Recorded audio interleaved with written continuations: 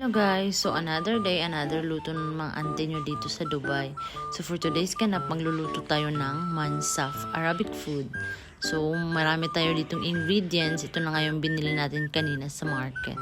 Meron nga pala tayo ditong tupa guys, ito yung main ingredients natin. So ang mahal niya no, so mga 48 dirham na sa mga siguro 800 pesos na sa Pilipinas. So, ko siya, ipi-pressure cooker ko nga pala siya ng 1 hour and a half kasi nga kailangan talaga matagal yung pagluluto nito kasi nga matigas tong karne natin.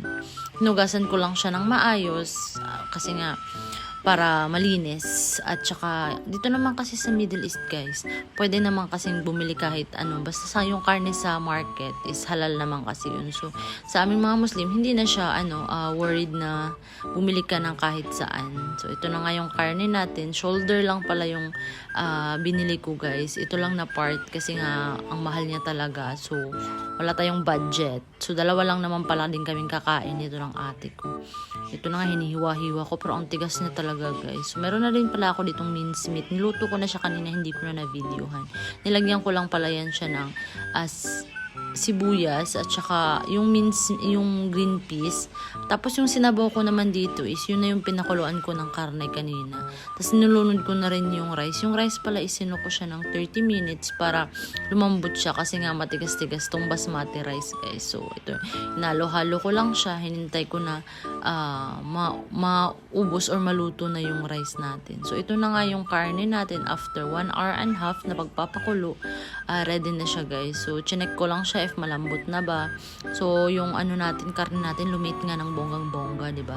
1 kilo to hati. Pero tingnan mo naman yung legs ng para na lang siyang legs ng manok. Pero nga, alam mo ba guys na first time ko magluto nitong karning tupa, pero yung lasa niya para lang din siyang kambing. Alam mo ba na sa Pilipinas ang mahal-mahal ng kilo nito? Dati ko nakakakain lang kami ng karne pag Ramadan talaga.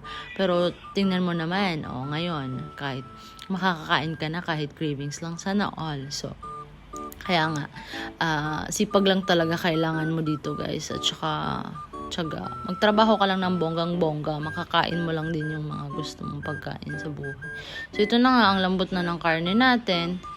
Pwede na to siya. So wala naman tayo ng other na nilagay dito. Salt and pepper lang talaga yung nilagay ko. Tapos meron nga pala siyang lemongrass. So tinry ko siya, ang lambot niya na ikaw ba naman pakuluan ng 1 oras at kalahati. O diba? So ito na yung final look.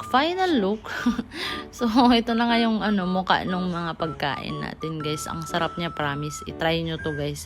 Mabubusog kayo. So ito na lang. Bye!